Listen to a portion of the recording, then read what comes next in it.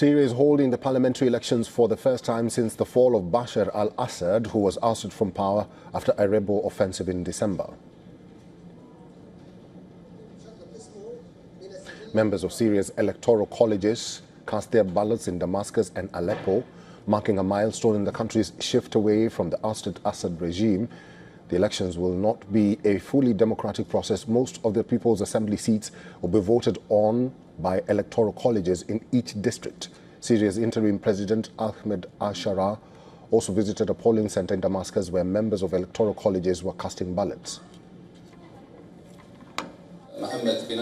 The task of rebuilding Syria is a collective task. It is not entrusted to a specific person or a few individuals. Rather, all Syrians must contribute to rebuilding their country. Therefore, Syria's finest people would also be represented in the People's Assembly, and many details are yet to be discussed, including laws that remain stalled in Syria and require votes, and budgets that also require votes.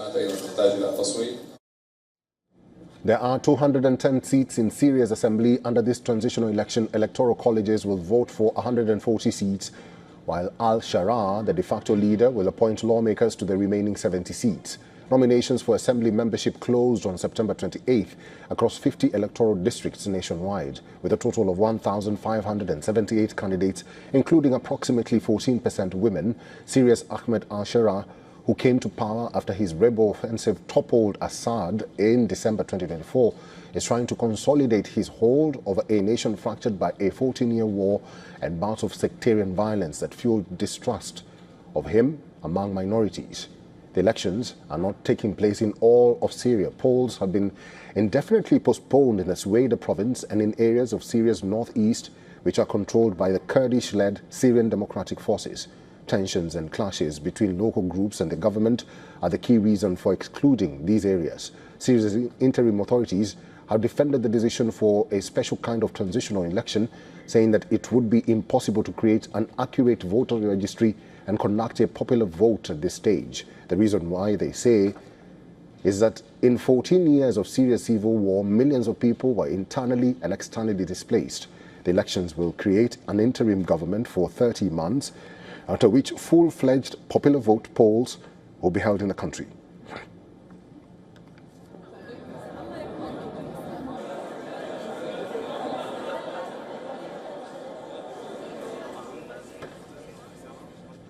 Syrians voiced both hope and doubt over the parliamentary elections that are considered a landmark moment in the country's fragile transition after nearly 14 years of war.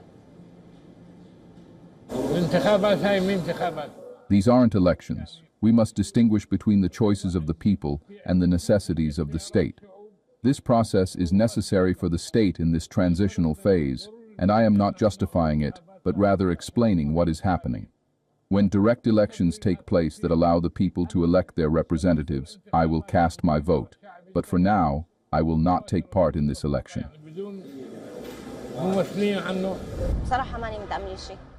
Frankly, I am not hopeful for anything. I have no hope for anything at all. Nothing. I hope that something will happen for the better. I wish as a person that something will happen for the better, but I have no hope for anything at all. The elections are wonderful, smooth, and the first experience since the fall of the regime, with full transparency. The names are in front of us, and we choose those we trust to reach the Parliament dome, act as representatives of the people, and achieve their demands. Praise be to God, it was a very unique experience. I have absolutely no concerns because our new government is primarily based on religion, morals, and fundamental values. So it does not matter if women are represented in the parliament or not. I trust them.